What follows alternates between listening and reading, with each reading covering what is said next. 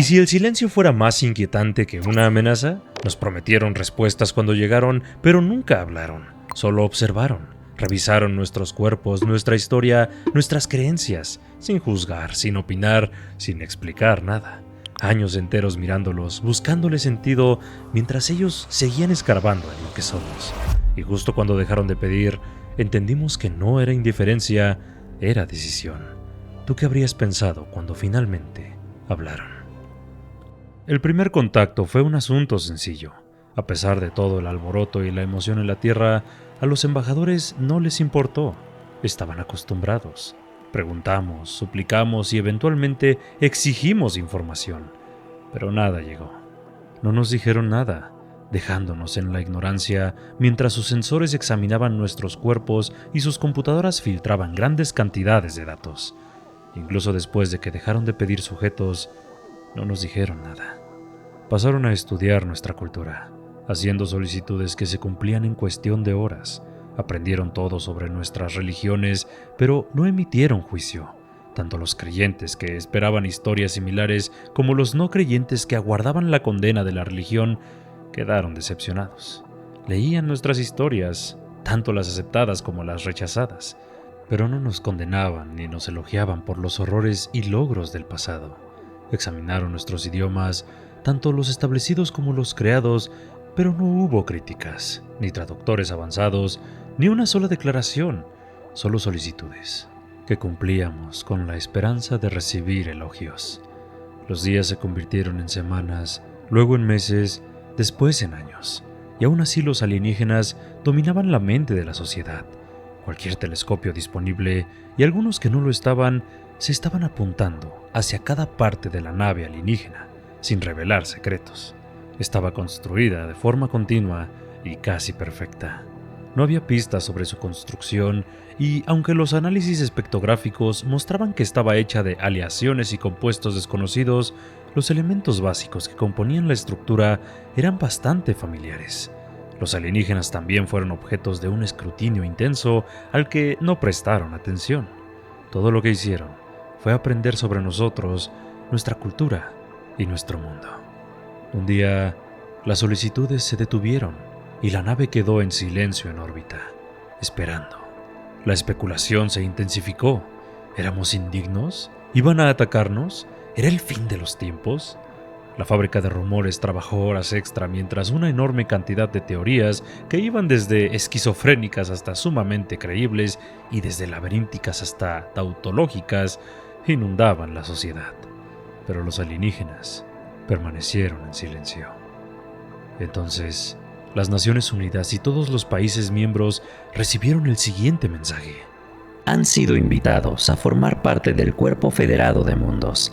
Consulten el paquete adjunto para obtener información sobre los derechos y obligaciones de la membresía. Sin embargo, su caso es inusual. Hemos determinado que su especie no posee aptitudes particulares, lo que significa que se les negará el acceso al mercado galáctico central para evitar la inestabilidad económica. También hemos adjuntado los métodos para contactar a cada especie miembro y un software de traducción diseñado para traducir cualquier idioma. Pronto enviaremos información sobre varias tecnologías avanzadas si eligen aceptar la membresía. Si deciden no aceptarla, no guardaremos rencor, pero deben decidirlo como especie. La nave volvió a quedar en silencio y había llegado el momento de tomar una decisión. Los líderes mundiales se reunieron y debatieron, pero no mucho. 48 horas después de que se envió el mensaje, los líderes del mundo habían tomado su decisión. Por voto unánime, la humanidad se uniría al Cuerpo Federado de Mundos. Fue un día feliz, con muy pocas quejas en cualquier parte. Como bonificación, la humanidad también obtendría acceso a tecnología de portales más rápida que la luz y otros avances que hicieron que los viajes espaciales fueran más prácticos y rentables. Un año después del mensaje, la humanidad ya formaba parte de la Federación de Mundos Unidos. El cambio fue rápido, casi abrumador. La tecnología que recibimos alteró nuestra manera de vivir. Los viajes al espacio se volvieron tan comunes como tomar un avión. Las primeras puertas interestelares se instalaron en órbita y el tráfico entre planetas comenzó con la precisión de un reloj. Al principio, las naves humanas viajaban con cautela, temerosas de perderse en aquel mar de estrellas, pero poco a poco, los mapas se llenaron de rutas nuevas. Las misiones de exploración, antes lentas y peligrosas, se volvieron viajes rutinarios. Había un entusiasmo silencioso en la idea de que por fin podíamos ver lo que antes solo imaginábamos. El contacto con otras especies fue variado. Algunas resultaron amigables, otras más frías o desconfiadas. Los gulfas, reptiles altos de piel dura, fueron los primeros en tratarnos con respeto. Admiraban nuestra adaptabilidad, aunque se reían de nuestra torpeza. Los Farnul, insectoides de 6 brazos, nos veían como aliados útiles para sus industrias. En cambio, una especie parecida a moluscos gigantes evitaba cualquier trato directo con nosotros. Su sociedad estaba organizada como un enjambre y consideraban a los humanos demasiado individuales para confiar. Aún con esas diferencias, la mayoría de los encuentros fueron pacíficos. En poco tiempo la Tierra dejó ser el único hogar de la humanidad. Colonias nuevas aparecieron en mundos lejanos. Algunos eran planetas cálidos con océanos verdes, otros lugares áridos pero llenos de minerales. No todos eran perfectos, pero cada uno representaba un nuevo comienzo. No todo fue fácil. Fuera de nuestro sistema solar, las oportunidades de trabajo eran escasas. Los humanos no teníamos un papel definido dentro de la Federación. Cada especie parecía haber nacido para algo. Los gulfas eran soldados naturales. Los Farnul se dedicaban a la industria. Los moluscos coordinaban economías enteras con precisión matemática. Nosotros, en cambio, no teníamos una especialidad. Éramos buenos en muchas cosas, pero no sobresalíamos en ninguna. Nunca fuimos la especie más brillante, ni la más fuerte, ni la más avanzada. En casi cualquier competencia directa había alguien mejor que nosotros.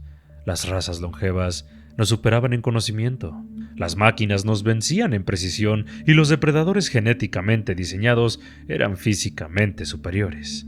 Por eso al principio nadie nos veía como protagonista de nada.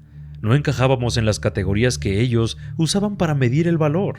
No teníamos un talento dominante, ni una biología extraordinaria, ni una cultura milenaria que imponer. Éramos incómodamente promedio en casi todo. Y eso hacía que pasáramos desapercibidos. No causábamos temor, no inspirábamos admiración, no éramos el ejemplo a seguir ni el enemigo a evitar. Pero había algo que confundía a quienes intentaban clasificarnos. Nunca desaparecíamos. No brillábamos, pero tampoco nos extinguíamos. Éramos tercos, adaptables, difíciles de erradicar. No éramos la mejor pieza de ninguna máquina galáctica, pero siempre encontrábamos alguna ranura donde encajar, aunque nadie lo admitía en voz alta. Nuestra presencia se volvió constante mucho antes de que alguien empezara a prestarnos atención. Cuando las grandes potencias buscaban especialistas, no pensaban en nosotros. Pero cuando algo faltaba, cuando un trabajo quedaba vacío o una tarea crítica no tenía voluntarios, aparecía un humano. No porque fuéramos los mejores, sino porque nunca faltaba alguno dispuesto a intentarlo. Mientras otras especies se definían por su función, ingenieros genéticos, diplomáticos hereditarios, estrategas milenarios, nosotros éramos lo que hiciera falta ese día. Colonos en mundos que nadie quería, técnicos improvisados reparando maquinaria ajena, exploradores en entornos donde otros no se atrevían a pisar. Éramos los parches silenciosos del sistema galáctico. No diseñados para nada, pero útiles para casi todo. No recibíamos los elogios, ni los ascensos, ni los relatos históricos. Las estatuas eran para otros, las medallas también. Pero cuando alguien revisaba los registros, siempre había un humano involucrado en algún punto clave. En la logística de una colonia, en la contención de una plaga, en la reparación de una flota. No liderábamos, pero sosteníamos. No decidíamos el rumbo, pero manteníamos el motor encendido. Con el tiempo, muchos dejaron de sorprenderse al encontrarnos. No nos celebraban, pero nos asumían. Y aunque nadie lo decía oficialmente, más de una civilización sabía que, si ellos caían, Probablemente un grupo de humanos terminaría recogiendo los restos y reconstruyendo algo funcional.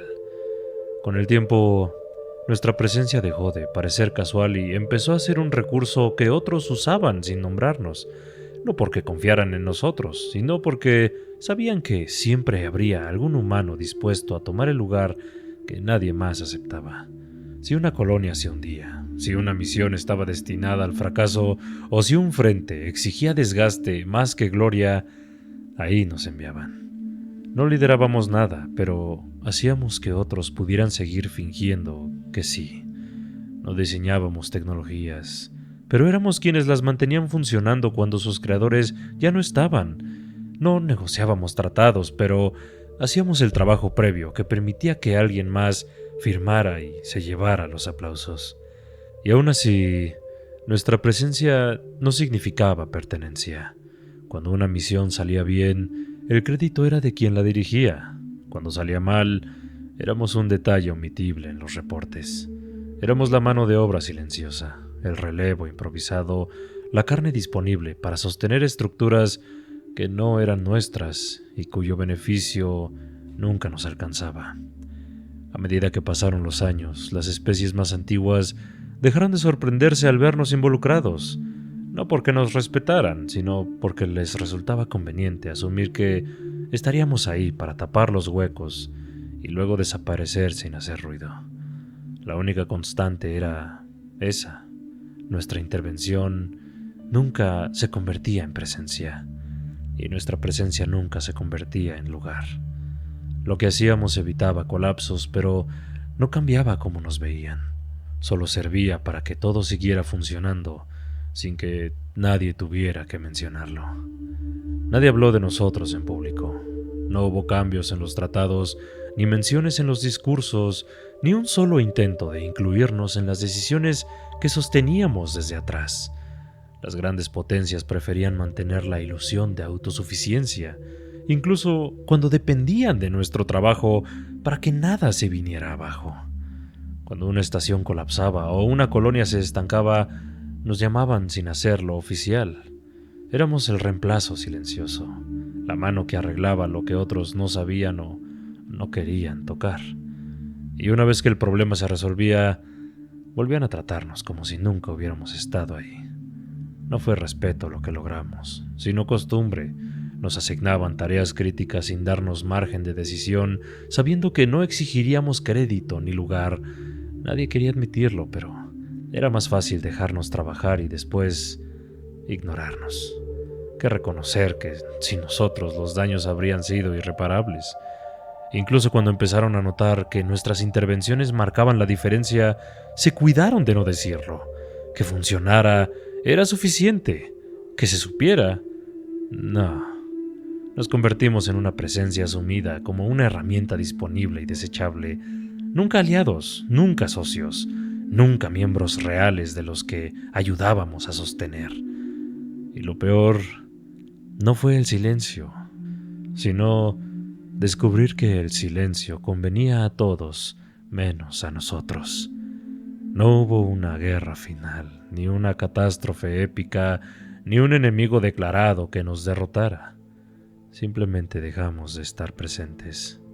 Nos fueron desplazando poco a poco, reemplazando nuestras funciones con máquinas, especies más moldeables o sistemas que ya no necesitaban manos humanas.